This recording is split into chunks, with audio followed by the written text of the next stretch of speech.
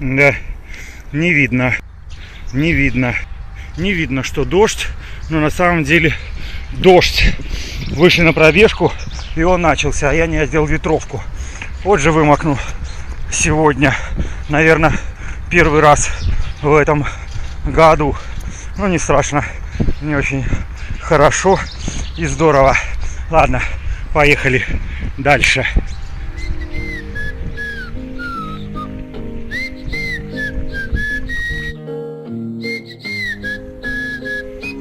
Про Андриса как-то я тебе рассказывал, мой скандинавский виртуальный друг.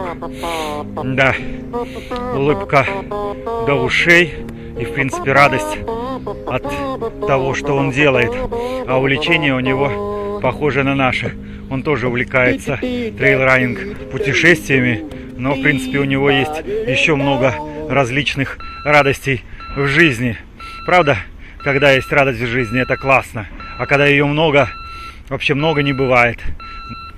А какой же скандинавский секрет радости? Да вот, он, наверное, знает, что есть такая форма тренировки по настроению. Она скандинавского происхождения, при которой ты бежишь и постоянно изменяешь свой темп. И называется это все дело фартлек. Ну и как всегда, наше увлечение является нестандартным, и фартлек тоже, в принципе, нестандартная такая форма тренировки. Она считается следующей по трудности стадией после бега по пересеченной местности. И за счет фартлека человек укрепляет и увеличивает выносливость и силу еще в большей степени. И это классно. В принципе, когда мы бегаем по различным ландшафтам, в горку, с горы, во враги и так далее, у нас темп бега меняется. Бежишь немножко расслабленно, где-то на прямых участках усиливаешься, в горку, конечно, снижается темп. И так это все чередуется. Ты знаешь, что у меня сегодня был такой смех и радость, когда я читаю, значит, в фартлеке есть там какая-то такая фаза. Бег в равномерном темпе, в продолжении которого бегун знакомится с окружающей обстановкой. Деревья, птицы, цветы. В этой части бега внимание сосредотачивается больше на удовольствии, чем на технике движений. Я искренне рассмеялся, потому что у нас очень много таких стадий в наших беговых путешествиях.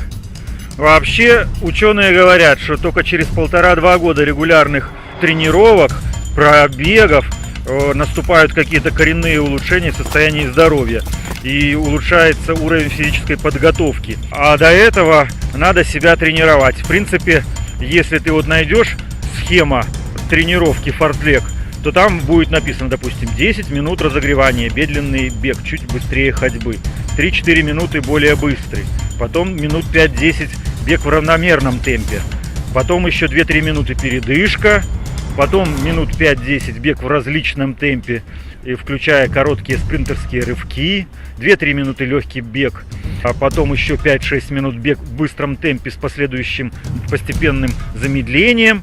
Будет тебе счастье и будет тебе улучшение твоих физических данных и выносливости. Но выносливость никому не помешает.